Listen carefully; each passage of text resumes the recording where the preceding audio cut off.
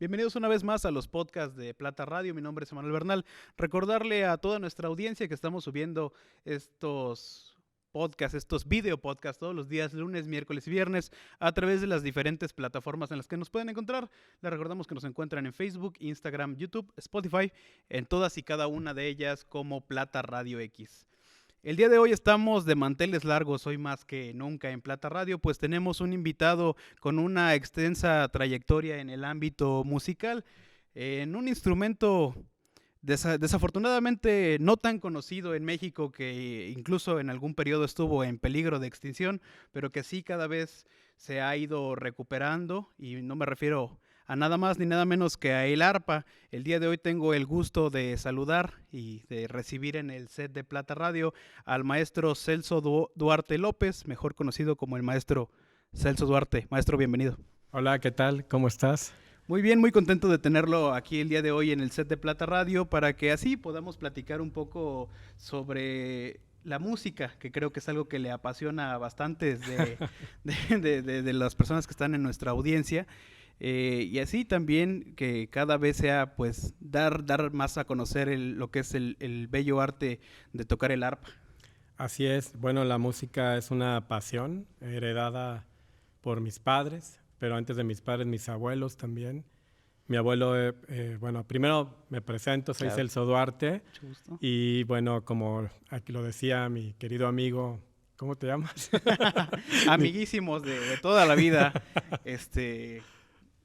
el de amarillo, Emanuel Bernal, maestro. Emanuel.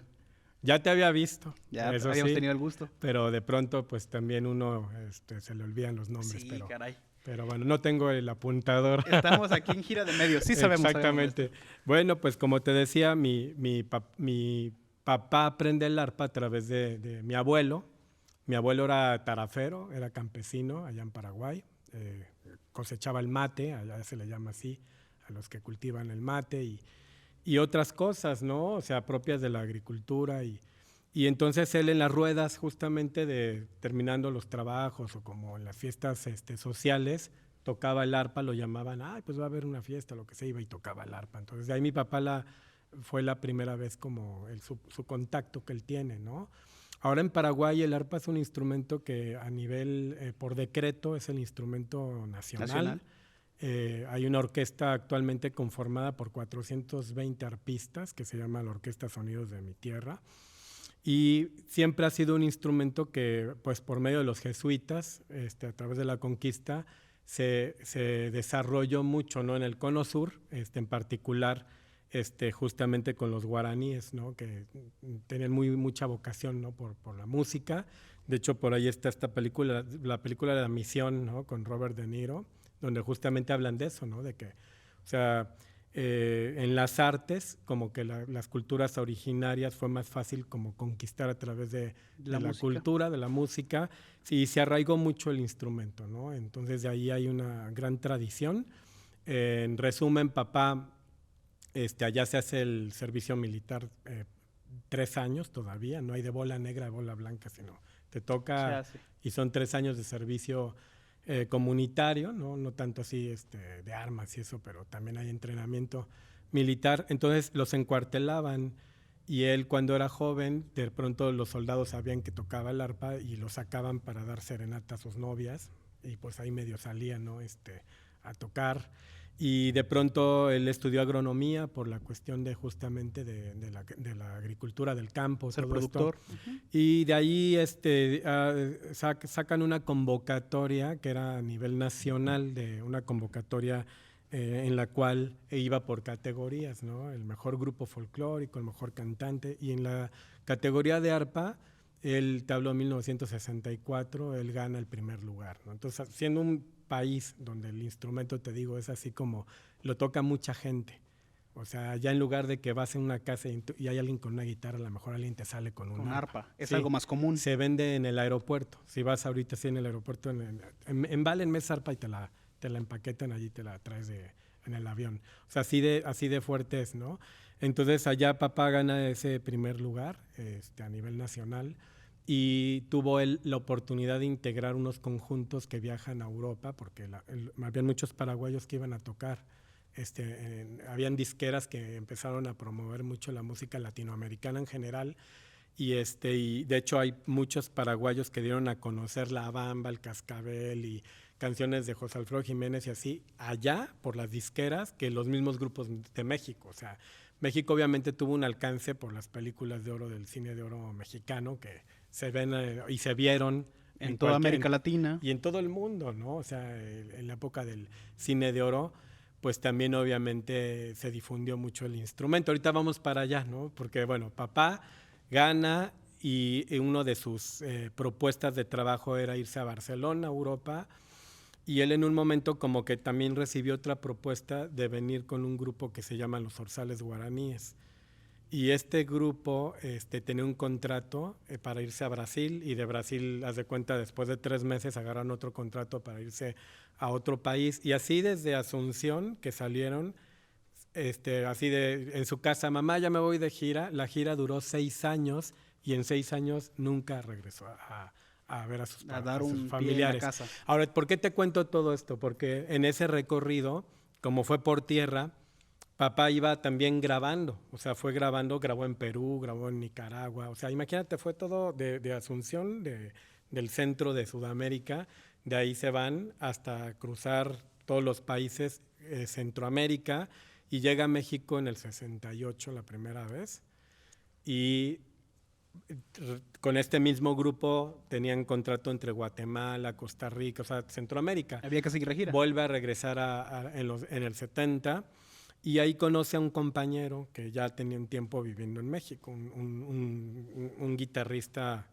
con el que él integró un grupo que se llamó el Dueto Ipacaraí, y ese dúo fue muy conocido en épocas de las peñas folclóricas latinoamericanas, que habían muchísimas. En México era como...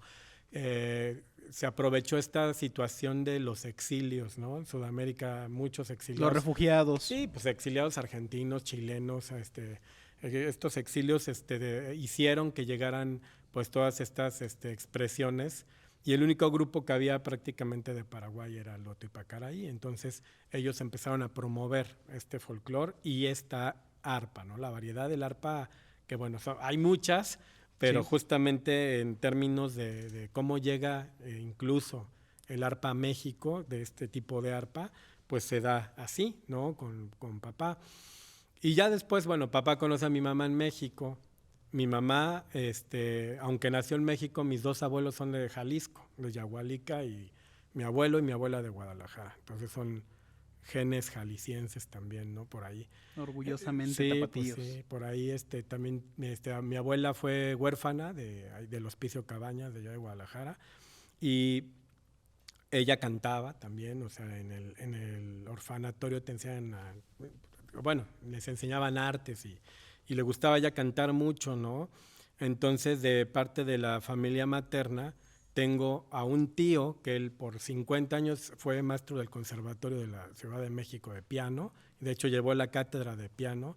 Entonces hay una placa, tú entras al Conservatorio de la Ciudad de México y dice don Miguel Agustín López López es mi tío, o sea, preguntas el segundo apellido.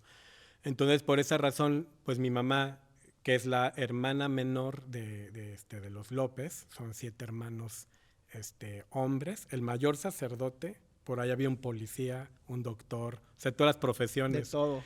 Y mi mamá fue la única mujer, y entonces ella es la menor, y antes que ella está el tío que tocaba el piano y que iba al conservatorio, que se llevaban un poco de edad, ¿no? Se llevaban porque mamá falleció ya en 2019, ya no está con nosotros, pero justamente ahí fue que ella ingresa al Conservatorio Nacional de Música a estudiar piano y soprano.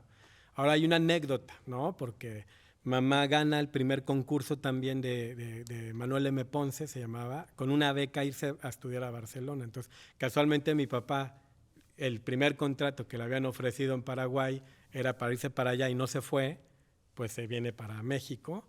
Yo no sé si papá era precisamente a Barcelona, era en algún lado de España. ¿En Europa? Sí, porque justamente era un señor que se manejaba muchos grupos paraguayos dentro de lo que era el jet set. O sea, Pedro Ortega se llamaba este representante, y tengo fotos de Pedro Ortega con Brooke Shields, con gentes así con actores, con la esposa de Sylvester Stallone, o sea, existe con Pavarotti. Sí. Entonces, justamente a él le habían ofrecido ser parte de este conjunto, y él como que en un momento dijo, no, pues esas fiestitas, quién sabe a qué nivel sean. ¿A qué me puedan llevar? Y él estaba justamente, pues venía de Villarrica, Paraguay, pues no es la capital. De ahí obviamente un primer brinco es tocar en Asunción para ganar ese concurso, y él como que pensaba ir de a poco, ir conociendo, ¿no?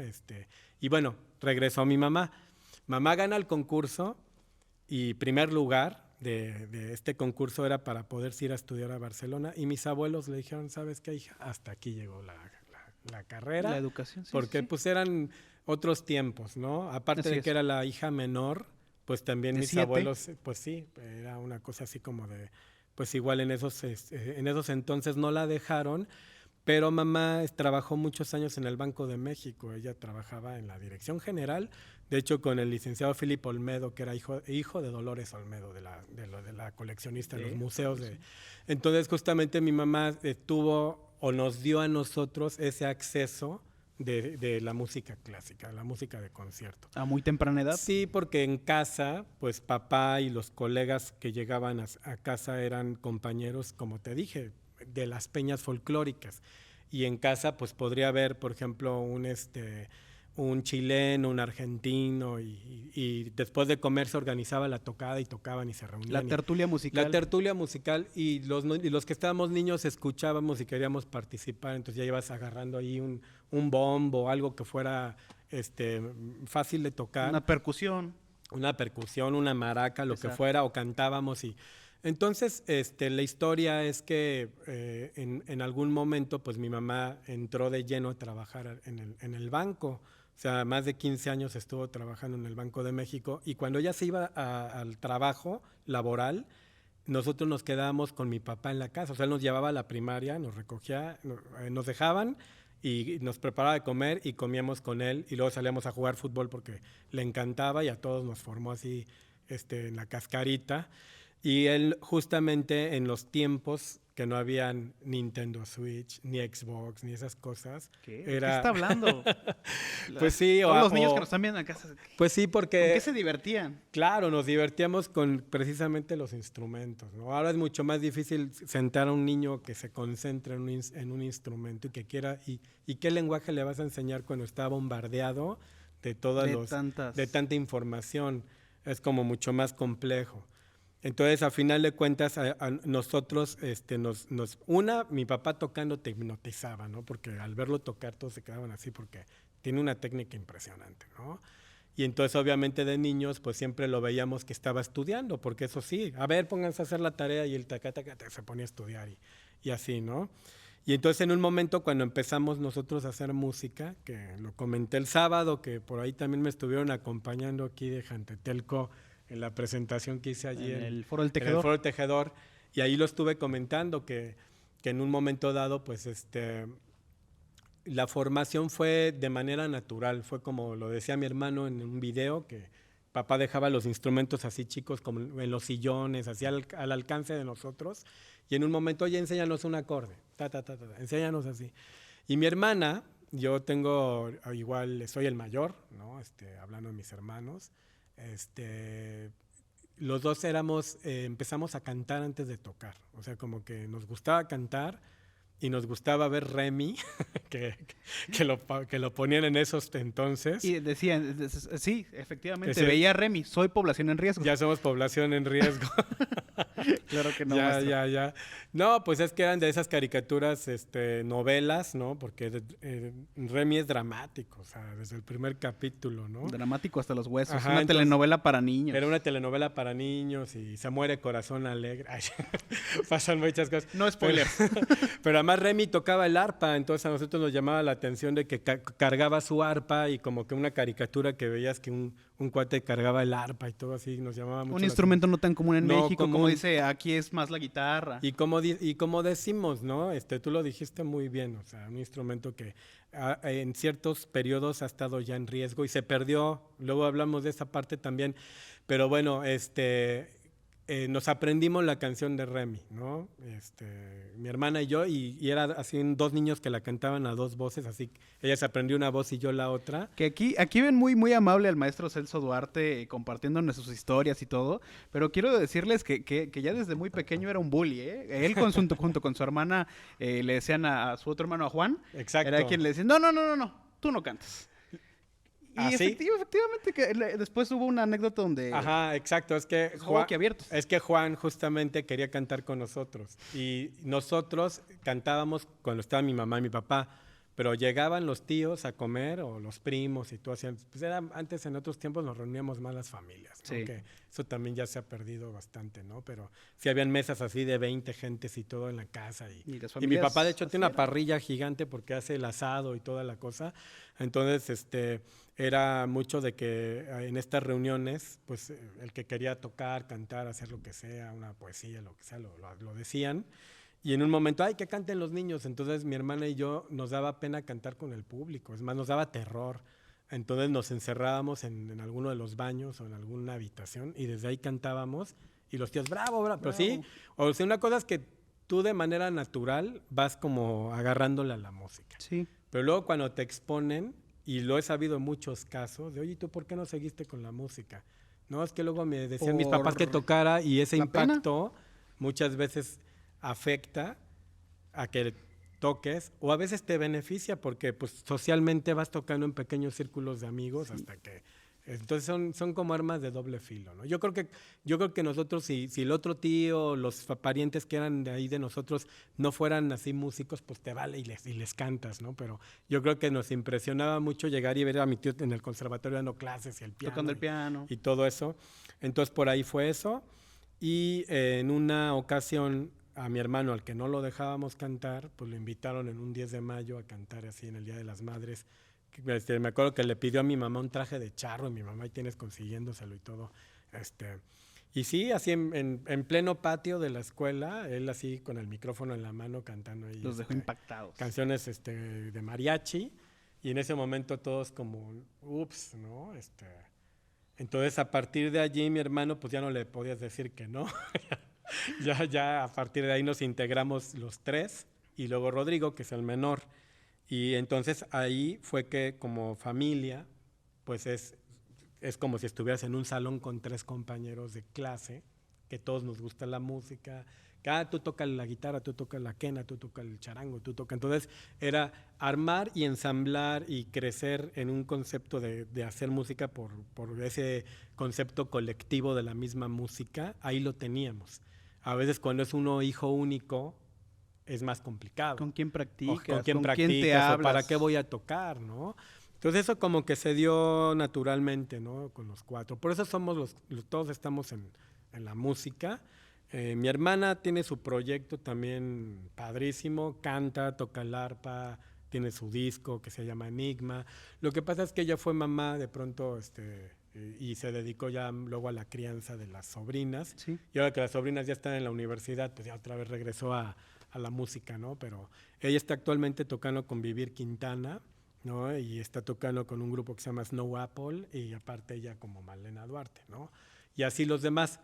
Rodrigo, como lo comentamos, es músico de las Hash, pero también es músico clásico con la Sinfónica de Minería, también ha tocado con Medio Mundo, ¿no? Con Arjona hizo 3 giras muy grandes, internacionales.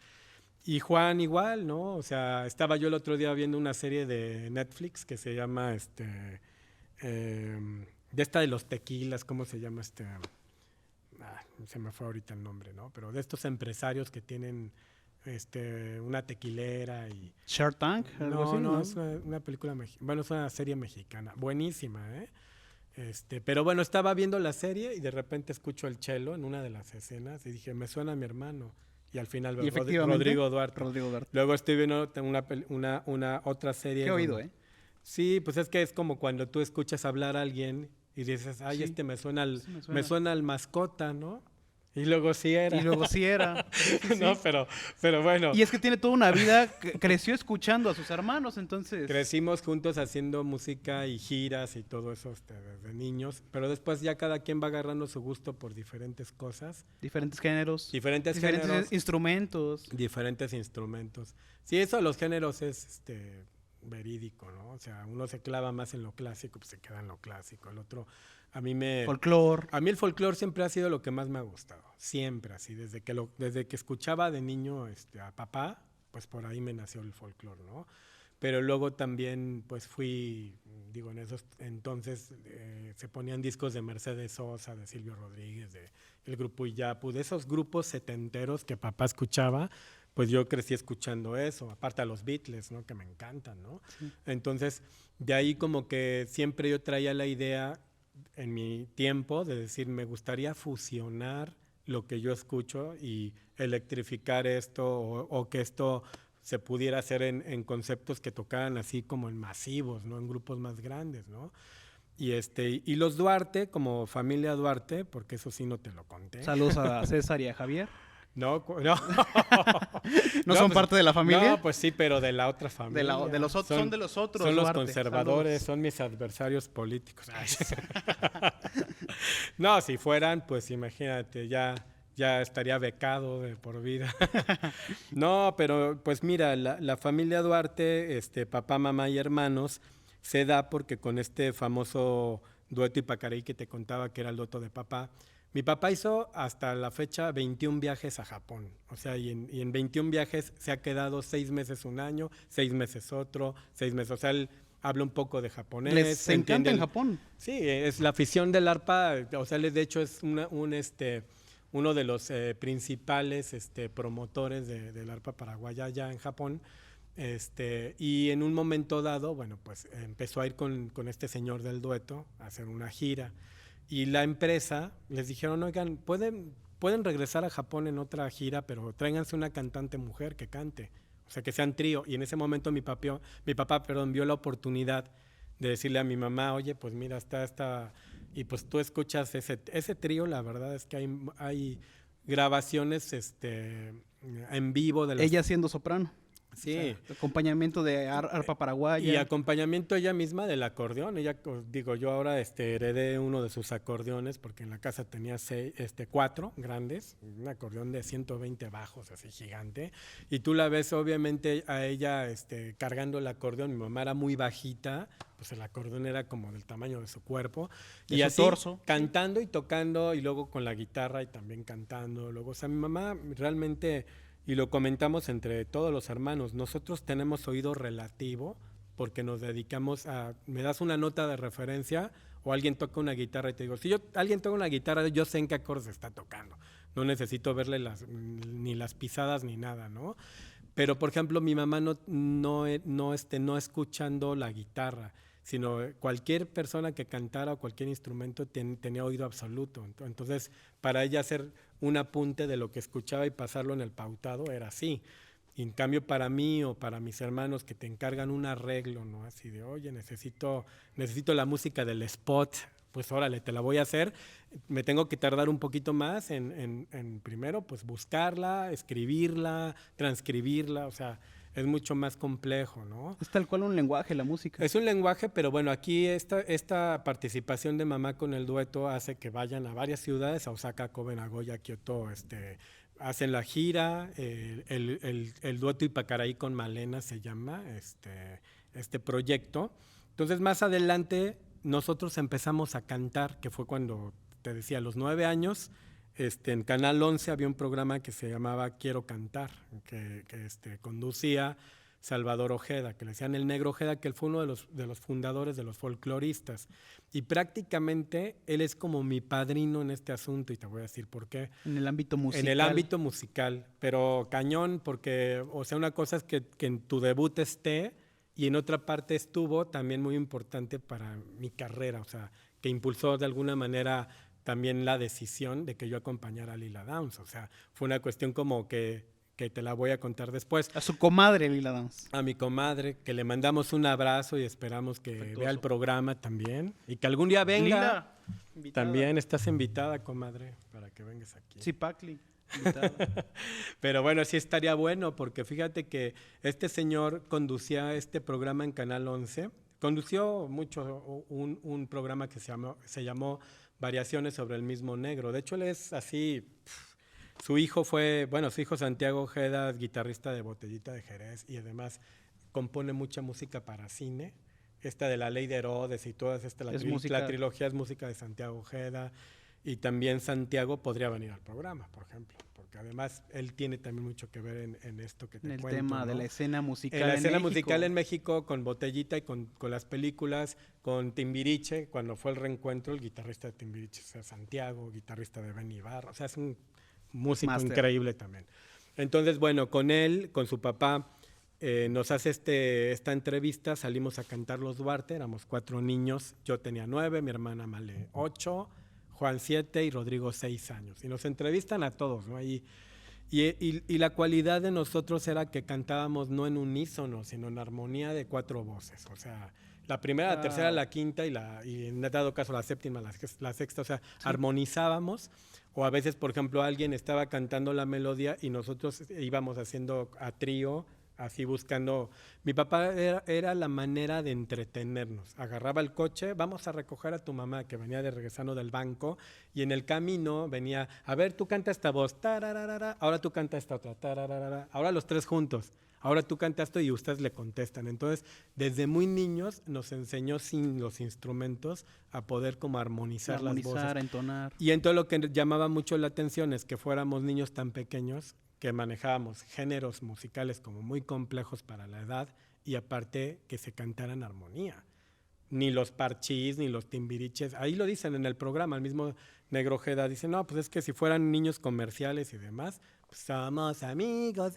Al unísono y se acabó. Sí, pero entonces no era eso, sino sí era una cuestión mucho más, armónica, una cuestión artística y además con un trabajo musical pues que se dio pues de una manera muy casual. Muy orgánica. Pues natural, porque pues si tu papá es como empírica. Si tu papá es futbolista y tu mamá es entrenadora también, pues todos los hijos salen a correr y hacen ejercicio y se entrenan y así, ¿no? Digo, o si fueran cirujanos y así. Conozco muchos casos parecidos, ¿no? En otros ámbitos. Aquí la cuestión fue como que nosotros de muy niños, después de esta experiencia de los 9 años, cuando yo cumplo 10, hacemos ya un tour y el tour fue en Estados Unidos. Vamos a California. Tocamos en UCLA, que es la Universidad de Los Ángeles, y aparte en Santa Bárbara, y aparte en otros, eran 3 fechas que hicimos allá. Y esto propició que viniéramos a grabar en México una cinta, un cassette que se llamaba Galopera. La primera vez que entramos a grabar el estudio de grabación, pues tenía 10 años. Y en ese momento, pues sí, pues tenemos la sesión, ¿no? Todavía encuentro los videos que en algún día los voy a hacer transfers y los voy a subir, pero sí de nosotros grabando de niños en una sesión de estudio lo que hacíamos. Entonces de ahí, por ejemplo, eran los 4 niños en primaria, solamente en periodo vacacional. Mis papás organizaban las salidas y hacíamos las giras así a tocar en algunas ciudades. Y así es como nace el proyecto de los Duarte o la familia Duarte. En conjunto. Papá, mamá y los 4 hijos. Y así naturalmente, ¿no? Porque mi mamá decía, oigan, va a haber una fecha para tal, es Semana Santa, no hay vacaciones, y agarrábamos y nos íbamos a tocar a Guadalajara, fuimos muchísimo, ¿no? A fiestas de octubre Guadalajara. En México una vez nosotros nos contrataron para una campaña del PRI, digo, en esos tiempos, así van a tocar en los 43 municipios, ¿no? Así en Tamaulipas aparte, ¿no? Pero pues era un Tamaulipas que sí podías pasar por carretera, ¿no? Hoy en día estaba más complejo. Sí. Pero sí nosotros conocimos todo Tamaulipas, los 43 actualmente municipios. Tamaulipas, ¿no? Sí. Balaceras. El circo de los Zetay hermanos, ¿no? Sí. Pero bueno, saludos con mucho respeto, Tamaulipas. Sí, todo con respeto, siempre con respeto. Pero a final de cuentas, lo que estamos hablando es que estos viajes eran posibles porque, pues, habían también espacios, ¿no? Para la promoción artística, ¿no? Y se dio otra cosa, ¿no? Que dio esta gira de los 40 y tantos municipios, se da en el mismo año del Mundial, en el 86, ¿no? La gira de Japón fue en el 85, la de Estados Unidos en el 84 y el debut de la televisión en el 83, pero nunca dejamos de tocar. De hecho, aquí hubo una anécdota porque pues viene el primer vuelo de Asunción a México por líneas aéreas paraguayas y nos dicen en la embajada, oigan, pues va a venir el primer vuelo ahora sí que el primer vuelo histórico comercial de Asunción a lo que es México, ¿no? Por el Mundial. Entonces nos invitaron a tocar y fuimos al aeropuerto y ahí donde se bajaron los primeros pasajeros, ahí estábamos tocando, ¿no? Entonces de ahí hubo un evento con los directivos de la aerolínea y a mi papá por parte de la Embajada de Paraguay le habían dicho, oye, Celso, es que va a haber esto, podrían apoyarnos. Y también fuimos y el dueño de la aerolínea le preguntó a mi papá, oye, ¿hace cuánto tiempo que no vas a Paraguay? Y mi papá ya tenía como 12 años que no se regresaba. Y le dijo, pues mira, a partir de mañana, el día que quieras, tienes 6 vuelos abiertos, o sea, para nosotros. Para regresar. Entonces hicimos esta gira de Tamaulipas, que aparte les pagaron a mis papás en efectivo, los 43 conciertos. No había esto del SAT ni nada de eso, porque además yo que estoy en Hacienda desde que empecé a trabajar, por un rato los artistas nos condonaban estar declarando impuestos, ¿no? Okay. No son trabajos así de que cada mes vas a percibir lo mismo. Y además había manera de, pues simplemente vas a comprar unas cuerdas o cualquier artículo de tus instrumentos pues, deducibles. Es deducible de impuestos. Pero bueno, a final de cuentas eran, como te digo, otros tiempos, ¿no? Entonces, ¿qué se da con lo del mundial, no? Se dan varias cosas, porque en casa, así de que, igual por ahí estábamos comentando, si algún día viene papá aquí a la entrevista, todos los futbolistas paraguayos que han venido a jugar a México van a casa de mi papá y terminan allí, o sea, así pasados. Don Celso, ¿qué preparó de comer? Don Celso, no sé cuál. Entonces, desde que yo era niño conozco a Hugo Enrique Quise, que jugó en el América, que además es del mismo pueblo de mi papá. Iba, por ejemplo, Adolfino Cañete, iban de pronto el Gato Fernández, que después fue el arquero de la selección mexicana, paraguaya, que le paró el penalti a Hugo Sánchez en el Azteca, justamente en ese partido. Pero es que un empresario que traía a estos futbolistas había conocido a mi papá en su gira esa de los 6 años, sí. Lo conoció en Ecuador, él ya falleció, se llama Andrés Vigo. Y Andrés Vigo trajo a todos, a Cabañas, trajo a Cardoso, entonces siempre, hasta el Pipino Cuevas, que jugó también un rato en el River Plate y en el América, pues el Pipino toca arpa, iba a la casa a estudiar arpa, a tocar guitarra. Entonces, a pesar de esa afición futbolística, deportiva, todos en Paraguay tocan el arpa. Y es una cuestión un poco así, ¿no? De que pues papá arpista, pues iban allí. Entonces se dio esa oportunidad, ¿no? De ir a hace poco lo publiqué yo también en Facebook, de que cuando estuvo la selección paraguaya para el Mundial de Fútbol, nos llevaban a las concentraciones a tocarles a los futbolistas para animarlos, ¿no? A los partidos, ¿no? Y de allí nace una amistad, ¿no? Hoy en 2019 ya me tocó, ya muchos años después, trabajar como productor en un disco de un proyecto que se llama Pura Hey Soul, que son 2 chicos que cantan en guaraní, así es todo el disco en guaraní, Jenny y Miguel.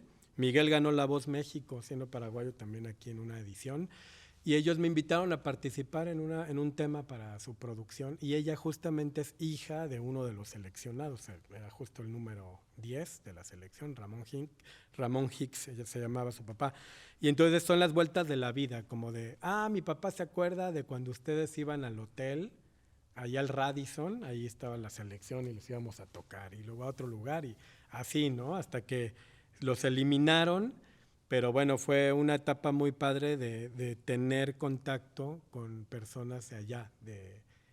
Hasta hoy, fíjate. No se ha perdido ese lazo, ese origen paraguayo. No se ha perdido y crecimos todos en México, en la escuela primaria, la carrera musical, pero pues papá también tiene 7 hermanos, entre hermanas y hermanos, y tengo como aproximadamente 40 primos y sobrinos. Entonces, hoy en día con redes sociales y todo nos comunicamos, estamos en el chat de primos y tenemos más esa posibilidad de vernos, ¿no? Y hacer cosas. Todo esto nos ha dado un contexto del pasado de Celso Duarte. Sin embargo, quisiéramos adentrarnos a ese primer momento, si bien ya nos comentó el maestro que fue de manera muy orgánica su inclusión dentro de la música, que a los 9 años fue su debut, pero incluso a los 4 años ya estaba en casa haciendo, teniendo esta educación, esta formación musical. ¿Cuándo fue el momento detonante por el cual dijo, pues me voy por el arpa, me voy por este instrumento? Ajá, el momento detonante justamente fue en el año 95, ¿no? Porque, como te lo dije, pues papá era el arpista en la familia. O sea, realmente sí tocábamos porque allí estaba el arpa y era como si, a ver, mira, la mano derecha va así y la mano izquierda va así, ¿no? Entonces, bueno, a mí me llamó mucho la atención porque, por la sonoridad, ¿no? Es un instrumento que cuando tocas un acorde, hasta que tú no lo cierras, sigue la vibración de las cuerdas, continúa. Entonces, esa vibración la escuchas tú como oyente, pero el que la está pulsando, tienes el arpa recargada en el plexo solar. Incluso la siente. Te armoniza, ¿no? O sea, para mí parte de una terapia de vida es tocar el arpa. O sea, porque cuando toco me relajo completamente, ¿no? Y bueno, ¿y cómo fue esto? Pues bueno, ya habíamos comentado, ya estábamos de gira con los Duarte y las salidas y las peñas, se volvió a grabar un segundo disco, por ahí festivales muchos, ¿no? Es más, bueno, se lo comenté creo hace rato a alguien también, pero en el sismo, cuando fue en México, el sismo creo que fue en el 85, ¿no? El sismo fuerte. Hubo un concierto que se hizo para recaudar fondos para los damnificados y el concierto fue en el Auditorio Nacional. Entonces, pues yo de 11 años por ahí y como vamos por parte de la Embajada de Paraguay, no, pues un elenco que mande la embajada, pues nos llamaban a nosotros, pues imagínate de morrito tocar niño, así en el auditorio, pues para mí ya fue así como, claro. Son de esas veces que medio cierras los ojos o ves a las primeras 3 filas para no ver lo demás. Sí, de que es tanta gente que ¿Ves? Exacto, se sí. te nubla la... Y por ahí también que hubo una actividad también del Banco de México de mi mamá, donde el Banco de México hizo ese evento en Bellas Artes. Entonces, para mí el récord, antes de los 15 años ya había tocado en el Auditorio Nacional y ya había tocado en Bellas Artes. Ni Entonces, más ni menos. para mí ya cualquier evento así en otros lugares, ya no lo sufría. O sea, no, ya lo gozaba. Esto te digo, de sufrirle a los tíos y encerrarte de terror, porque te daba miedo tocarles así presencialmente, de pronto se convirtió en algo que ya no disfrutaba existe. Por completo. Así sí. se dan las cosas y qué bueno que se pueda, bueno, en su caso maestro fue desde una muy temprana edad y pues invitar a todos los jóvenes, a todos los chicos que nos ven desde casa a quitarse esos miedos, esos tapujos, y eso a intentar las cosas, ¿sabes? Hacerlas. Todavía a veces, mira, mi papá, como te lo dije, es un arpista que dentro de su lenguaje, de su tradición, pues es súper respetado, ¿no? Le han hecho hijo dilecto de su pueblo y muchos homenajes y entonces en uno de ellos hasta estuvo el presidente de Paraguay, o sea, en el Teatro Municipal hicieron un homenaje, él tocó en un festival que se llama Paraguaupe y hace poco en el 2019 le hicieron un homenaje en el Senado, o sea, en el Senado tocamos en una sesión como los Duarte, entonces pues muchas veces a mí, oye, ¿qué vas a tocar? Porque como saben que papá toca este estilo, pues es como eso de, híjole, si no lo toco igual, ya es así, ya hay un marco de referencia. Sí, y eso, pues si yo me clavo en el marco de referencia, entonces otra vez empiezo a sufrir la música. Y para mí ha sido como, no, pues ¿sabes qué? Si mi papá se dedica a hacer ceviche y le quiere echar 5 chiles y yo nada más le quiero echar 2, pues es la misma receta, es el mismo lenguaje. Entonces me lo he tomado así. Tengo mi propia forma, mi propia manera estilo de tocarlo. Y además, pues eso, ¿no? Como que también cada uno encontró un espacio, un camino en la música. Que me preguntas que cuándo fue lo del arpa. Pues bueno, yo hice 3 años gira por Alemania, 95, 96 y 97. para se llamaba Edición Indoamericana, que ellos se dedicaban a recaudar un coro, por ejemplo, de niños de un país diferente, y lo que hacían es que se montaba con este coro y con una cantante que se llama Olivia Molina, un tour por 23 ciudades en Alemania, ¿no? Entonces, esta gira y estos conciertos navideños, se hacía el programa y al año siguiente lo grababas, o sea, llevaban el estudio de grabación móvil y se grababa ahí en una iglesia. Itinerante. Sí, se grababa casi siempre en Hamburgo porque ahí estaba la edición indoamericana, ¿no? Entonces, a mí me invitaron de arpista, pero de violín, de multiinstrumentista, ¿no? Como todos sus siempre. hermanos. Sí, además, bueno, eso te lo digo. O sea, hay uno que se dedicó más a los alientos, ¿no? Que Juan toca saxofón, clarinete, todo eso. Su hermano, el cello. El otro, el cello. Pero yo sí a las cuerdas, le entré a todas las cuerdas. O sea, la guitarra, al bajo, a la mandolina, todo. Me pones un instrumento de cuerda ahorita aquí en el programa y lo sé tocar. O sea, no es ajeno a mí, hasta el salterio, que es así horizontal, le puedo encontrar la manera, ¿no? Porque es como un arpa acostada, tú la tocas así. Pero bueno, la idea es que nos invitan me invitan a mí a este festival, bueno, no es festival, a esta serie de conciertos, ¿no? Fue temporada 95, luego 96 y 97. Me tocó con niños de Ecuador, luego al año siguiente con niños de Colombia, de Cuba a mí me tocaron, y luego de Paraguay fue el último año. Ahí en Alemania nos dejaban en un pueblo que se llamaba Lübeck, que está arriba de Hamburgo, en un albergue, así noviembre, bueno, a finales de octubre con el frío, ya sabes a lo que da.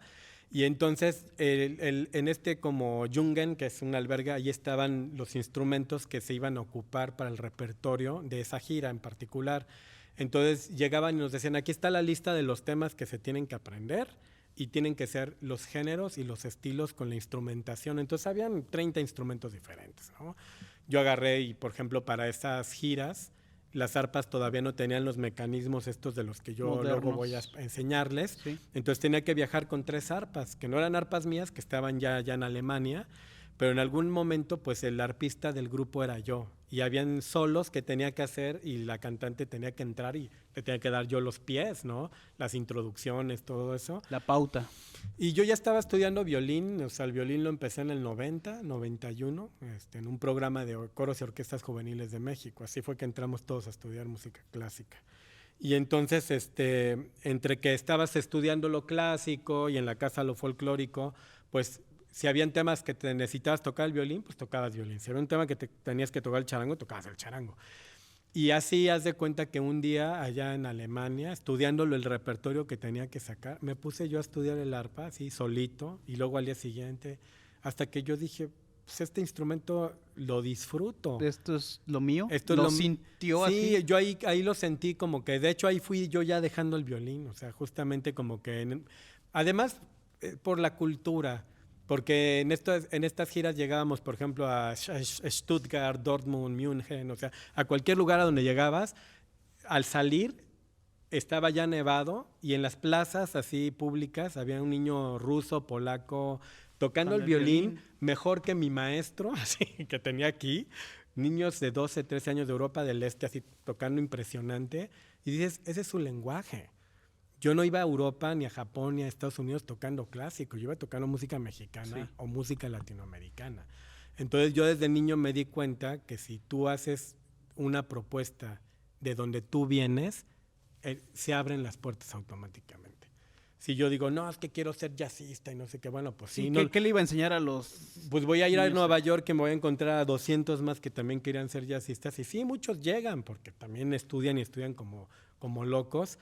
Pero era mucho más fácil decir, oye, yo vengo de aquí y te muestro lo mío. Y con toda la escuela, pues de hecho me aventé yo 8 años de carrera de música clásica, o sea, primero en la Nacional de Música y luego en la Olin Yolistli, ¿no? A estudiar con un ruso que era mi maestro de violín. Y en un momento yo yendo a Alemania decía, bueno, pues estos chavitos tocan mucho mejor que yo, y eso que yo estoy estudiando 4 o 5 horas diarias, sí. Y estos chavitos tocan mucho más. Y lo traen en la sangre. Y están en la calle, ¿no? Pero también se impresionaban que les tocaras un son huasteco, que les tocaras algo de donde tú venías. Eso sí decían, oye, ¿y dónde está la partitura? No hay partitura, es de oído, lo saqué ¿no? de oído. Son escuelas diferentes. Entonces yo como que le aposté a eso ¿no? Y Al folclore mexicano. sí, o sea, previo a lo de Alemania, que el otro día le estaba comentando yo a Juan Felipe, hubo con un grupo que se llamaba Imagen Andina una posibilidad, eso fue en el año 92, de hacer conciertos en unas universidades en Estados Unidos, por los Luther College, que son en Iowa, en Minneapolis, en Chicago, en esa zona. Sí. Y entonces ahí, pues a mí me gustaba el bajo eléctrico, yo era el bajista de la banda ahí con los Duarte. Y entonces, pues sí, era como que la oportunidad de girar con una banda que no fuera de la familia, hacer una gira de, ya sabes, de un día una ciudad, otro día otra y otra. Y aunque eran en campus universitarios, de todas maneras se grabó un cassette y se hizo una gira de 20 escuelas distintas. Hace poquito me compartieron ya toda la gira y la playera. Entonces, ya hay esa gira de 20 ciudades, todo el background de los Duarte, ¿no? Y viene esto de Alemania. Y en el Inter, la Compañía Nacional de Danza de Limba, un amigo llega y me dice, oye Celso, están buscando un violinista que se vaya con el Ballet Folclórico de México a gira, pero necesitas tocar huasteco y necesitas tocar mariachi, es más, vestirte de mariachi, vestirte de jarocho, y entonces yo dije, pues órale va, me fui con ellos a España y ahí ya me enamoré más de lo folclórico todavía. Doble jalo. Sí. Y además quizás te estoy hablando de hacer música sudamericana desde que estoy con los Duarte, aunque cantáramos cosas de Chava Flores y cosas mexicanas y todo, porque también te digo, los abuelos... Era con esa escuela... Pero, de hecho yo tengo también de estas giras que te digo de Japón, salgo bailando el jarabe tapatío, salgo bailando... O sea, hemos hecho de todo, ¿no? Tanto música mexicana como... Para los del auditorio que nos escuchan, porque luego, no, si tú eres paraguayo, digo, no, oigan, o sea, ¿Qué pasó? Yo he bailado hasta la danza de los viejitos y ya hasta brinqué de chinelo también aquí con la comparsa náhuac de allá de Como buen morelense, sí, o sea, ya naturalizado. Yo he naturalizado porque estoy en Morelos desde el 2004. Desde el 2004 vivo en Morelos, resido en Morelos. Ya nunca más me salí de Morelos. Incluso, Morelos. Sí, y si sigo aquí, voy a seguir aquí. O sea, me encanta. Morelos, Festival del Sol. El Festival ¿Qué del representa el Festival del Sol Chalcatzingo, Morelos, para usted? Pues el Festival del Sol fue un reto desde el origen, desde el principio, ¿no? Porque obviamente desarrollar un festival en una zona donde tampoco había esta experiencia, ¿no? Y buscar la manera de todo, ¿no? O sea, yo en esos entonces estaba en la Secretaría de Cultura, llevaba yo la Dirección General de Música y conozco a Juan Felipe en una visita que ahí en la oficina, platicando un poco sobre la idea y sobre todo lo que, pues ellos ya tenían la idea de hacerlo, ¿no? Ya traían como muy claro cómo y cuándo iba a suceder y en dónde iba a suceder, y pues solamente nosotros le dimos a la mejor forma y conseguir quizás esa logística, sí, pues esa como la mejor operatividad que siempre se necesita, ¿no? De arranque, ¿no? Me pasó igual a mí, ¿no? Yo llego a Cultura por la primera vez a un puesto administrativo y no que el recurso y fírmele aquí y los subsidios y son cosas nuevas para uno, entonces las tienes que ir aprendiendo, las tienes que ir... Pero todo como la música. Sobre la marcha. Lo que me gustó es que el festival a final de cuentas logró los alcances que muchos festivales no tuvieron en toda esa administración. O sea, de hecho de la primera edición, en la segunda edición, que sí las seguí de arriba abajo. De muy cerca. Sí, pues también con Zipacli, que obviamente Zipacli con toda su experiencia de producción y demás, pues son los productores los que no duermen, ¿no? O sea, a final de cuentas los músicos sabemos y tenemos muy clara la logística de llegamos... estabilizas a donde llegas, tu soundcheck, tu espera, te subes y al momento que tocas, pues viene esa adrenalina, ¿no? Que es natural. Se desfogue. Compartirle al público lo que tú haces y que de regreso, esa energía que hoy no hay. ¿no? El feedback. El feedback famoso, porque hoy con los streamings y todas las cuestiones a distancia, pues sí, no hay...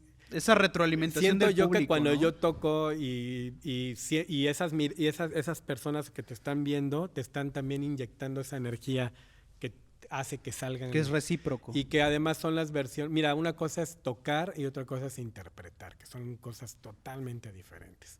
Tengo amigos que no, yo acabé la carrera en Francia, a ver, tócale, o no expresan, sí, así no. Y hay personas Muy que... bonito, pero no me transmitió nada. Eso es transmitir, es expresar, ¿no? Y los que expresan no necesitan ir a la escuela de música. O sea, los que expresan más Al bien conservatorio. tienen que hacerle caso a su intuición y seguirse por ahí.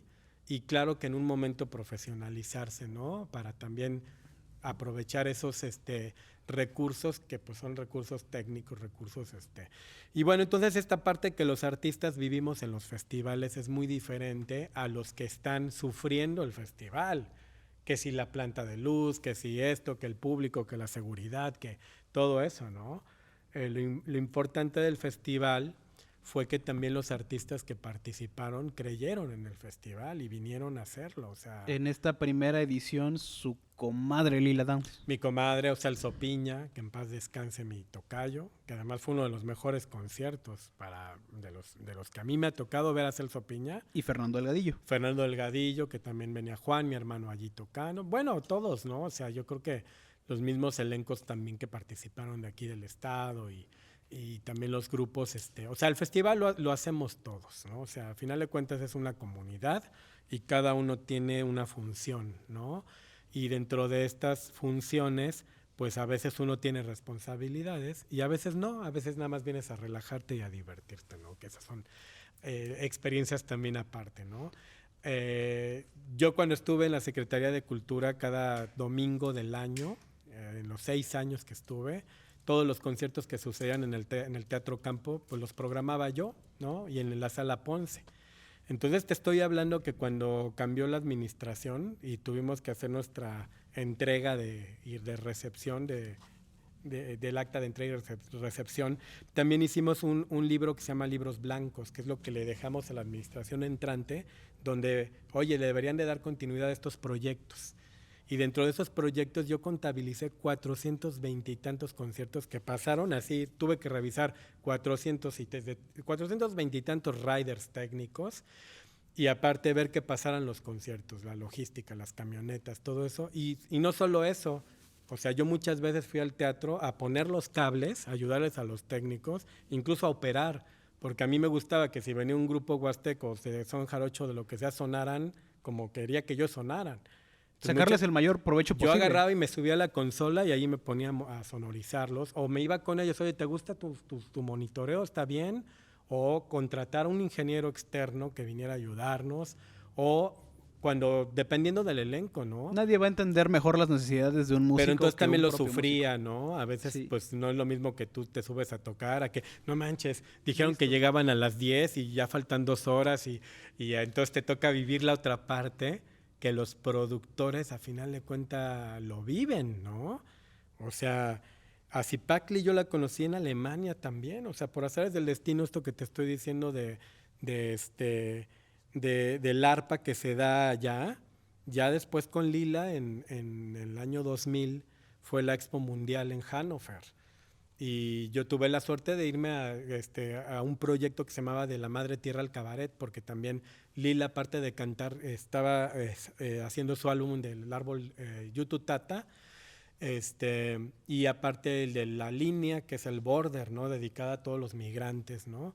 Entonces, en ese entonces, un arreglista cubano nos fue a ver al Bataclan en la Condesa, a un concierto que había por ahí, y me dijo, ¿tú tocas la guitarra, verdad? Digo, sí. Oye, es que voy a hacer unos arreglos para la Big Band y me gustaría que tú tocaras la guitarra eléctrica, o sea, de caja, con la Big Band de radio y televisión de Berlín. O sea, nada más y nada menos. Y entonces son las cosas de que no te puedes pandear, ¿no? No te puedes echar para atrás. No. Entonces son cuestiones de, bueno, pues sabes que si es para como un jazzista que tenga que improvisar y todo, pues sabes que no. Si se trata de tocar los acordes, no, sí, pues es parte de la Big Band. Bueno, pues me fui para Berlín. Y regresando de Berlín a Hannover, viene llegando toda la producción para el concierto de Lila, y dentro de la producción venía Zipacli. Y obviamente ya al entrar al teatro y ver la caja directa, los cables, el snake, todas estas cuestiones que ven los productores y que también como músico en un principio, pues tú no ves, tú llegas como aquí al set, ¿no? Llegas y dices, pues sin expectativas de nada, tienes que hablar, tienes que tocar, bueno, pues sin expectativas. Pero cuando eres el productor trae la lista y va viendo que todas las cosas sucedan en tiempo y forma. Como deben de ser. Entonces, claro, pues yo creo que el festival fue un esfuerzo de un equipo de trabajo que además se dio en unas condiciones pues maravillosas, ¿no? Yo recuerdo que en un momento también en México, bueno, en Morelos se le estaba dando mucha promoción a lo que era lo que era Jardines de México, y simultáneamente había algo con Gloria Trevi, no sé qué, una cosa así como muy fuerte. Y recuerdo que cuando pues yo mencioné lo del festival, como que no lo creían, así como que, bueno, o sea, como que no le dieron realmente la difusión, la fuerza que se le tenía que dar, pero cuando vinieron aquí lo vieron, ya se quedaron fríos, ¿no? Porque no se lo imaginaban, ¿no? El escenario, el domo. Y lo mismo, ¿no? Los elencos, la gente, o sea, realmente cómo se trazó, cómo se diseñó, ¿no? Y sobre todo que también creo que era el único festival en Morelos libre de alcohol, ¿no? Hasta la fecha. Hasta la fecha, sí, pero a final de cuentas a nivel nacional es muy importante porque pues también la gente, una cosa es que se vayan a emborrachar y vayan al bandazo y vas a bailar, no te importa mucho, o a cantar un éxito que ahí lo traes en el coche, son experiencias distintas.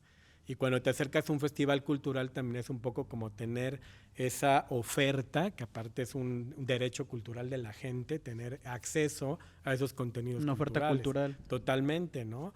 Entonces yo creo que el tener elencos de diferentes propuestas musicales también era un reto, porque pues mucha gente era la primera vez que estaba escuchando a lo mejor un son jarocho con una fusión. Los Sonex que estuvieron aquí, que tocaron impresionantes también, son grupos que están toque y toque en festivales de música del mundo y en festivales masivos, ¿no? Con esa experiencia de también comentar, ¿no? Porque pues en el ámbito, pues yo sigo obviamente hasta ahorita activo, solamente que por el COVID no estamos haciendo ya esas giras padrísimas nada presencial. Cuando nos encontramos en las camionetas o en los aeropuertos, o que tú te vas llegando a un festival y vas saliendo del teatro otro grupo, o en el hotel desayunando, muchas veces con Lila vamos a tocar en el auditorio Telmex, pero la noche anterior tocó Natalia Lafourcade, y entre los músicos nos conocemos, o entre las producciones nos conocemos, y muchas veces los compañeros, oye, el festival de allá de Chalcatzingo estuvo increíble, estuvo buenísimo, o sea, la gente se enteró. Los Enanitos Verdes, no manches, o sea. Carla Morrison. Sí, o sea, han tenido unos grandes elencos acá.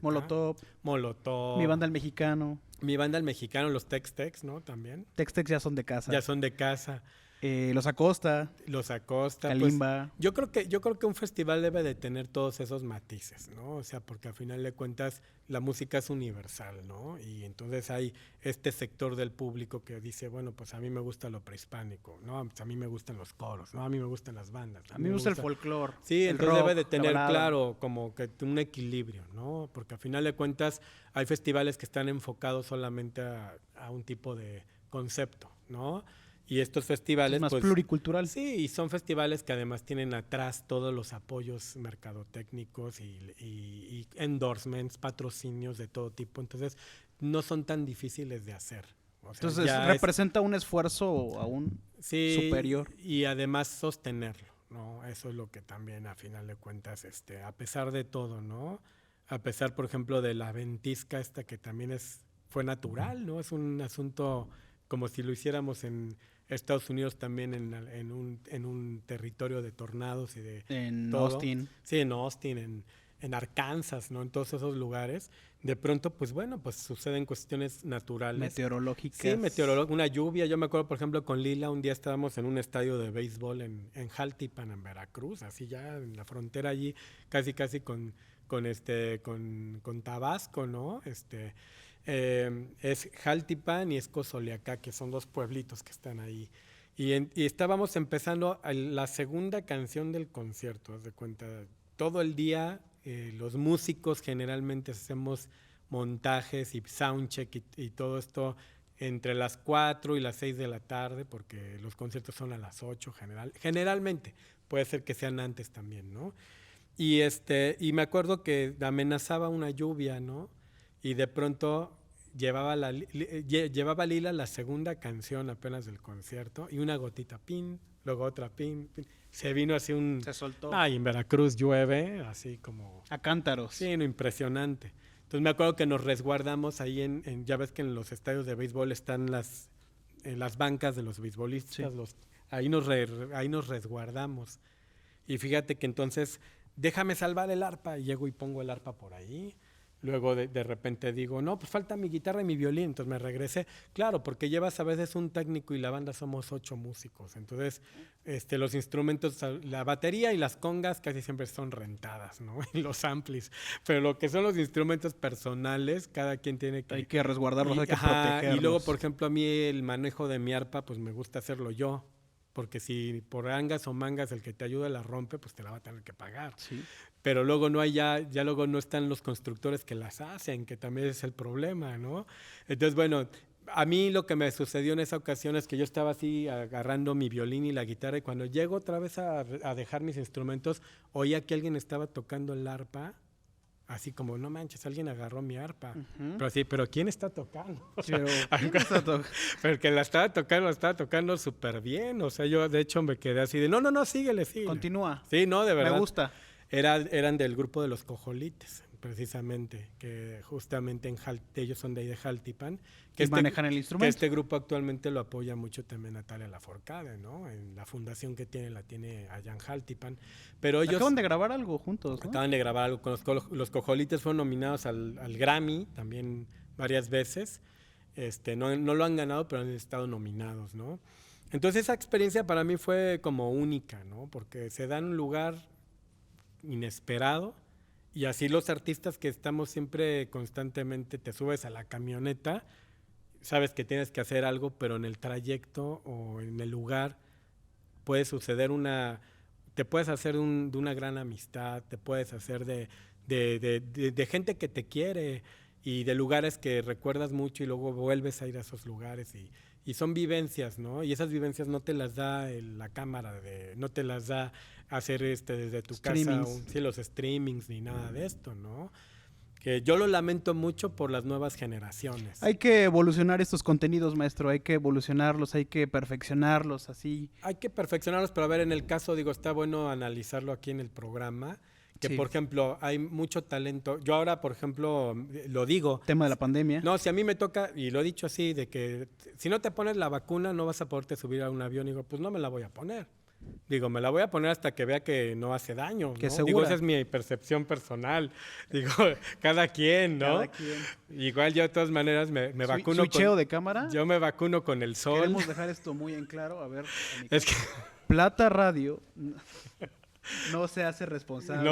Plata Radio no se hace responsable. La producción. Es una reflexión mía. Propia. Porque al final de cuentas yo siempre me he acercado a la herbolaria y me he acercado a muchos tratamientos alternativos y me he puesto a pensar porque uno de los cuestionamientos más fuertes, así en los chats de músicos, yo estoy en el chat de los músicos de Lila, oigan, ya saben si va a haber este apoyo, ya saben si va a haber esta tocada, quien sepa de una grabación, estoy dando clases de esto, oigan, yo estoy vendiendo mi guitarra, ¿no? Porque pues hay muchas personas que están... Que le han pasado... Yo ya vendí un bajo eléctrico, lo vendí en $3,000, un bajo Fender del 72, porque yo no soy bajista. Entonces en un momento dije, pues necesito ahorita sacar... que esté aquí... Y digo, a ver, que aquí se está empolvando y mejor pues que sí lo use. O sea, sí lo uso para mis maquetas, obviamente para grabar y sonar acá. Pero alguien le pueda sacar más provecho. Pero hoy en día con un software me hago sonar igual y el instrumento a lo mejor no es tan caro. Y en un momento sí, pues en el chat de músicos le pregunté al bajista de Lila, oye, pues tú sabes de alguien que quiera este bajo, o sea, porque es un bajo americano y es vintage y Fender y todo. Y él me dijo así, pero a la media hora me dijo, tengo un comprador. ¿Dónde entregas? Está en Italia. Inbox. Está en Italia, es más, yo le puedo ganar un poquito. Sí, gánale, pues yo con que me des lo que yo pido, ya, o sea, entre músicos. Pues sí, pero son los bienes, decíamos también que mucho es trueque últimamente también, ¿no? O sea, sabes que a mí me lo han ofrecido, de oye, ven a tocar y te regalamos el video a 3 cámaras, ¿no? Es tuyo y el audio y la sesión y te dan la sesión y ya luego tú la mezclas. Entonces también uno en casa, pues a lo mejor tienes el puro celular, pero llegas a un estudio, pues aquí está mucho mejor todo. Entonces hay músicos que están realmente reaprendiendo a La profesión. Sí, pues una profesión de... Reinventándose, pero ya son músicos que ya vivieron, que ya salieron, que ya tocaron en antros, que ya viajaron, hicieron giras, que han hecho una vida artísticamente hablando de justamente la experiencia de un tour. Ahora, ¿qué hace un músico? Quizás virtuosísimo, puros dieces en la escuela. Y ahorita que ya se graduó, empieza el COVID. No lo conocen en el mercado. ¿Quién lo conoce? ¿De dónde va a empezar? ¿Cómo? ¿De dónde van a empezar? Y claro que se apoyan mucho que en el Instagram y demás, pero también pues hay... nuevas plataformas. Ahí está sobrevalorado, ¿no? Porque hay si eres influencer, aunque te sepas un acorde, ya la hiciste. Sí. Porque al final de cuentas, pues ya tus TikToks es por y medio tienes de 250,000 seguidores y todo, ya la hiciste. Pero si eres un músico que pues sí, le entras a la teoría, le entras a la práctica, pero pues no transmites, pues de repente no tienes esos alcances en tus streamings, no tienes tampoco seguidores. Entonces hay toda esta estrategia de los e-managers, ¿no? Que son los managers virtuales, que hoy son los que actualmente están tratando de hacerte girar la ardilla de, a ver, ¿por qué no haces tal disco así?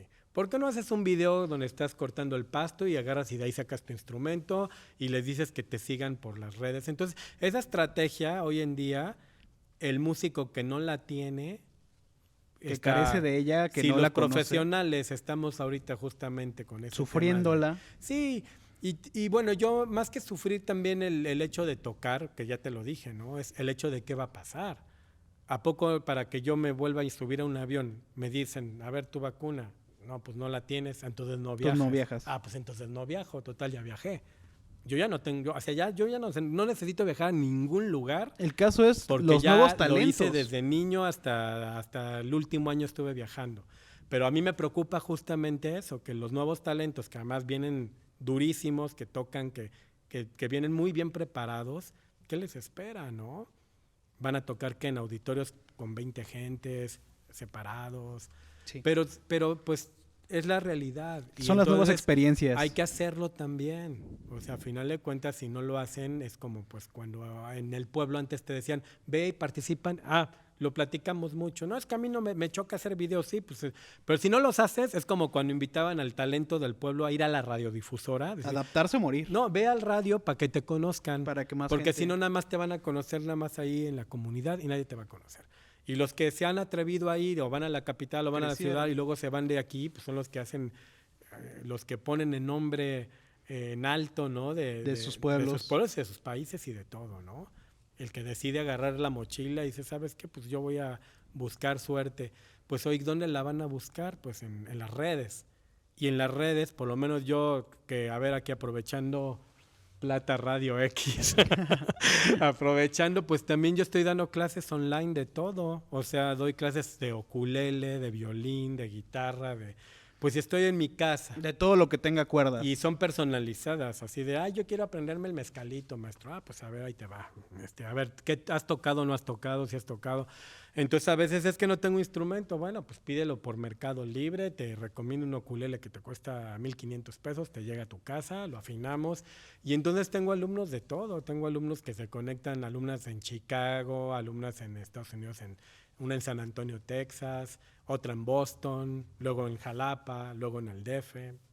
Entonces también dices, bueno, mira, no me tengo que, a veces hasta en pijama doy la clase, porque pues ando así preparando el desayuno. Estamos siendo más productivos en casa que pasar 8 horas afuera siendo improductivos y no haciendo en realidad además, las cosas. No te arriesgas porque no sales de tu casa y eso, ¿no? De tomar Hay que cuidar sí la salud, pero hay que cuidar la salud y tomárselo en serio, ¿no? Yo ahorita que llegué al estudio sí desinfecté. Cuando vino Mascota dije, no, pues otra doble desinfectada. Sí, está bastante. No vaya a ser que... No te enojes. No vaya a ser la... No, pues, es un amigo que acá siempre nos los traemos de bajada. Sí. Pero lo queremos mucho. Bastante. Yo lo aprecio. Maestro, mucho nos ha hablado de que no solamente hay que tocar el instrumento, sino que hay que interpretar en realidad la melodía. Nos gustaría que, por ahí yo veo un arpa, no sé si sea la paraguaya o la jarocha, Ajá. pero nos gustaría que nos deleitara con algunos temas, no sé si se pueda por ahí La Bruja, Sí, claro, por eh, supuesto, con ¿no? gusto. Sandunga. Sí, claro. Claro, todo este bagaje cultural, todo este gran repertorio de música folclórica mexicana y también paraguaya Ujú. que trae. Quisiéramos aprovechar este instrumento y este momento aquí en Plata Radio para que nos deleitara con alguna de sus Es un gusto melodías. para mí porque a final de cuentas es un espacio de promoción, ¿no? Y yo puedo promover un instrumento, como dijimos, no muy común. Sí, Sin embargo, México es el país que más arpas tiene, o sea, en modelos y en tamaños y de todo. Es tipos. realmente increíble. Yo en la casa solamente veía el arpa paraguaya pues por papá y por los artistas que se acercaban y luego él, por ejemplo, le dio clases a muchísimos jarochos, o sea, por lo menos así te puedo contar 50 alumnos de entre Que tienen mariachis y jarochos y de la todo, Escuela Duarte. que él ha hecho, pues mira, se lo han reconocido, o sea, Sí, con el tiempo, pues no, pues mi maestro Celso me enseñó así, así, y entonces, él, por ejemplo, viene la banda de la Marina y trae un mariachi y el arpista, pues estudió con Celso Duarte. es de esa Viene escuela. el mariachi Vargas, el arpista del Vargas, Julio, De Tecatitlán. sí, pues Julio Martínez, que fue arpista del Vargas muchos años, pues fue alumno de papá, y así te agarras de el arpista de la Amalia Hernández, ¿no? Pues también fue alumno de papá, entonces mi papá enseñó mucho estos temas del arpa para que después cada uno en sus lenguajes los puedan desarrollar y Adaptar. adaptar. Y hoy en día, pues bueno, las redes ha permitido que también el arpa siga vigente, pero México, por ejemplo, es así un dato, aprovechando aquí el espacio. Mira, si Teodoro ve, yo hablo 3 horas, que yo no hable unas... Unas 5. Yo no tengo Maestro, bronca, yo no claro que tengo sí. bronca. Yo más bien por ti. Pero bueno, la cuestión es que viene con Hernán Cortés, está en las crónicas de Bernal Díaz del Castillo. Saludos a mi En la verdadera historia de la Nueva España se habla de que viene Maese Pedro del Arpa para tocar el instrumento en servicio religioso, ¿no? Para la música litúrgica, ¿no? Y después música sacra. piden permiso para hacer la primera escuela para tañer instrumentos, ¿no? Pues vihuela de mano y demás. Entonces el arpa, a final de cuentas, está documentada que llega con la conquista, ¿no? Posteriormente hay muchos estados que la tocan, ¿no? Michoacán. En la zona, primero vámonos hasta arriba, ¿no? En el noroeste, noroeste. En Sinaloa, Chihuahua, ¿no? Jalisco. Y Sinaloa, Sonora y Chihuahua. Aquí en estos tres tocan los sones de Pascola, ¿no? La danza de venado, donde son los sones de Pascola, y entonces ahí los pueblos originarios mayos, ¿no? Lloremes, van y también tienen un arpa chiquita, y tú ves que es parte de la instrumentación, ¿no? De estos pueblos. Luego, como tú dijiste, van bajando toda la zona mariachera, aunque la zona mariachera es Jalisco, pero se tocó también en Nayarit, en Colima, obviamente en Michoacán, que son la frontera, ¿no? Entonces el mariachi nace con arpa, no existía el guitarrón. O sea, en los primeros mariachis aparece el arpa, 2 violines y una guitarra y como si fuera una vihuela, que es una guitarra de golpe. Entonces el mariachi nace con el arpa. Y todavía hay mariachis tradicionales que le llaman capoteños, esos mariachis, que no traen trompetas y no traen así los trajes así especiales. Ataviados. Claro, las lentejuelas y las botonaduras, todo esto, ¿no? Ahora, también en este tipo de mariachi, los grandes mariachis siempre trajeron arpa, ¿no? Como el Vargas siempre empezó con arpa. De ahí viene Michoacán, los sones de tierra caliente, ¿no? De la zona del Balsas, Apatzingán, Nueva Italia, usan arpas que les llaman arpas grandes porque son de unas dimensiones así, las cajas son grandísimas. Del doble de la Del suya. del doble de la mía. Y aparte el que está el arpero tocando y abajo hay otro que la percute, le pegan la tapa, le llaman el tamborilero o algo así, tamborea el arpa. Una especie de... En Estados Unidos, con todos los cajón. paisanos de allá, justamente de Michoacán, que se han ido a tocar a Estados Unidos, hay un grupo que se llama Arpex, que toca justamente estos sones de arpa grande. Y está el patrón, no sé si lo han visto en internet, un cuate que le dicen el patrón, que trae sobre el arpa unos teclados y él toca la tuba, o sea, trae toda la banda como en secuencia. Acá. Canta, o sea, trae aquí su micrófono y acá toca la tuba, toca los clarinetes, las trompetas aquí de este lado y aparte el arpa y canta. No manches, ese cuate tiene, o sea, yo ya lo sigo, o sea, desde que lo vi que existía. Sí. Y entonces son como personajes que siguen impulsando su tradición. Agregan, bueno, hasta trae los celulares porque dispara mucho desde aplicaciones desde el teléfono. Entonces su arpa, pues toda la tapa está llena de aparatos y de cables. Parafernalia. No, pero es impresionante. ¿Sí? Ahí si le echan un ojo. ojito. Y de ahí, bueno, por ejemplo, viene el arpa en Chiapas, San Juan Chamula, ¿no? Que tiene esta tradición del arpa de que es de cuerdas de acero y usan los cantos así, bolonchones y todo eso, se toca el arpa de allá. En Durango tocan arpa, en Zacatecas tocan arpa, en Guerrero los sones de Tixla tocan arpa. Había un arpa que era el arpa musga, total que se tocaba como en unos 15 estados de la República Mexicana. La marcha de Zacatecas se compuso en arpa. En arpa. Y el autor, que de hecho el mercado municipal en Zacatecas se llama Genaro Codina, sale así, hay un busto de él así de hierro, así enorme, así con su arpa, ¿no? Y entonces te vas a ver todas las orquestas típicas de principios del siglo XX, traían mandolina, salterio, arpa. Entonces México, haciendo un recuento, porque además no hablé de las arpas indígenas de la Huasteca, ¿no? Los pueblos Tenec, ¿no? Usan arpa también. En la Huasteca de Veracruz, está en Pajapan, también usan arpa. Entonces haciendo un conteo hay como unas 13, 14 arpas distintas. Y el arpa paraguaya que te digo es una arpa paraguaya que tiene ahora las características más modernas de para llaves. Para poder cambiar los semitonos. Y sí, los semitonos. Y el que yo te hablaba el otro día, que yo lo mencionaba, que es el maestro Alfego Villegas, que es de quien yo uso sus arpas. Es para mí el mejor constructor de arpas que hay en el país. Y aparte... ¿Es quien le regaló una arpa hecha con el armario de sus padres? Con el armario de sus papás. Pues es que el Fego me dijo, te hago otra arpa, maestro. Y yo le dije, quiero una de cedro nada más, así de puro cedro, ¿no? Y cedro rojo. Y pasaba el tiempo, no, mira, es que tengo caoba, tengo pino. No, yo la quiero de cedro rojo. Por favor. Por favor.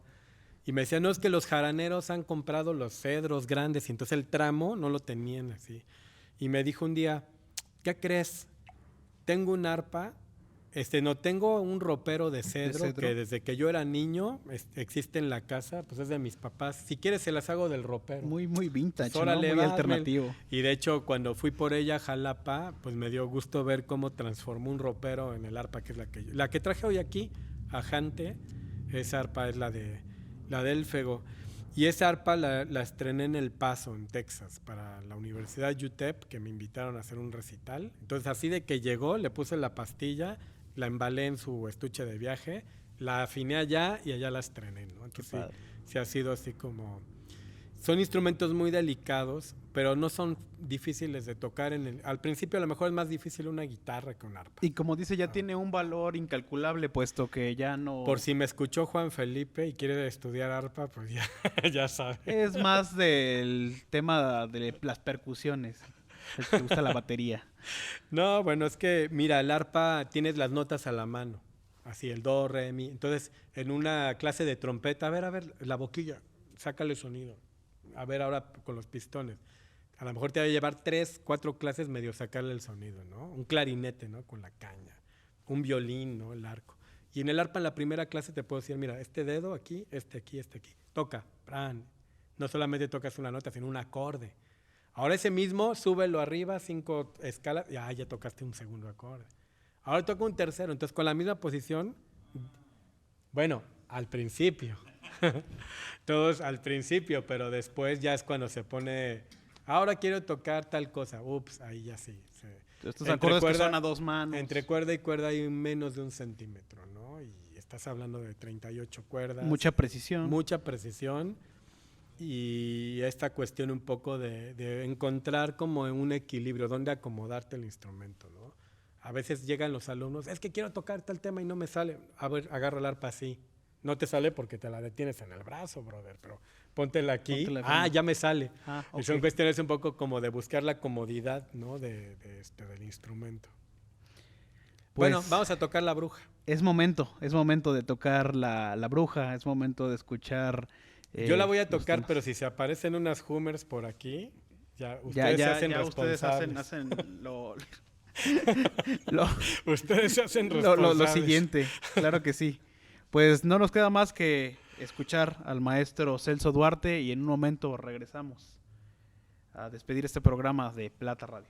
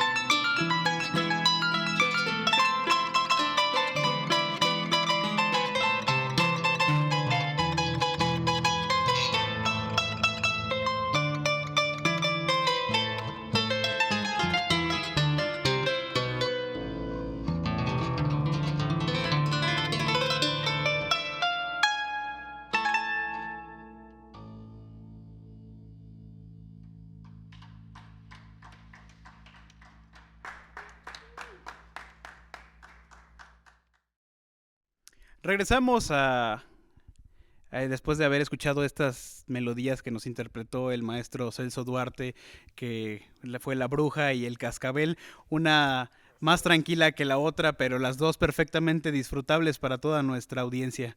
Maestro, muchas gracias. No, pues con mucho cariño y sí, efectivamente pediste La Bruja, ¿no? Pero ya después como que a media versión dije, pues con Fuga de Cascabel. Claro. Para cerrar, ¿no? Para cerrar con broche de oro. Le agradecemos mucho por así haber venido el día de hoy aquí al set de Plata Radio, maestro. Es para nosotros un gusto haberlo recibido y pues las piedritas, las abuelitas nos están esperando en el temazcal. Así no sé es. si desee dar algún mensaje final para toda nuestra audiencia. Claro que sí, pues bueno, pues muy importante que apoyen este tipo de iniciativas, ¿no? Que al final de cuentas son de interés general y que pues por medio de estas plataformas pues podemos también llegar a ustedes, ¿no? Nuestras actividades, nuestro arte, pues muy agradecido, ¿no? Por la invitación y ya saben, cuando quieran aquí me tienen. Muchísimas gracias, maestro. Esperemos así que sea no la última vez, sí la primera, pero no la última en que lo podamos tener aquí, pues tal vez no solo para tocar, sino para seguir platicando de otros muchos temas que se quedaron por ahí y que hicieron falta retomar en torno a la escena musical de nuestro país. Siempre será un gusto recibirlo, sabe que Plata Radio y Jantetelco lo recibe con los brazos abiertos. Bueno, pues para todo el público de aquí de Jantetelco y de Morelos en general, pues un gran abrazo y todas estas melodías para ustedes con mucho cariño siempre. Muchas gracias. Recordarle así a nuestra audiencia que estamos subiendo estos contenidos en formato de podcast, de video podcast, todos los días lunes, miércoles y viernes a través de las diferentes plataformas. Nos encuentran en las diferentes redes sociales, como en Facebook, Instagram, YouTube y ahora también Spotify, en todas y cada una de ellas como Plata Radio X. Mi nombre fue Manuel Bernal. Hasta la próxima.